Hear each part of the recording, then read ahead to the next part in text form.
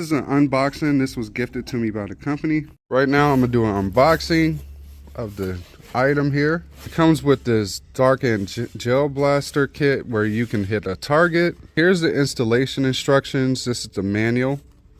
There's crystal bullet launcher. There's a manual mode and electric mode. Cool. Here's all the beads it comes with. Even comes with the goggles. Cool. Here's the clip it looks like. You can open the side so you can go ahead and put the ammo in. Here's another clip here that you can put the ammo in. Even has a scope, which is really cool. Yeah, I really like this. It's like a clear view in there too. It's so cool. It even has the little dot right there. I like it. Here's the battery it comes with and the charger. Great.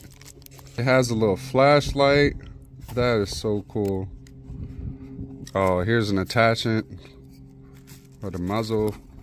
Oh, here it is. And what I like about it is it has this orange tip, so you know that it's a toy, because you know sometimes these things you get the wrong attention. Right there. This is how it looks. With the beads, you do have to let them soak for 3 hours, so this is soaked.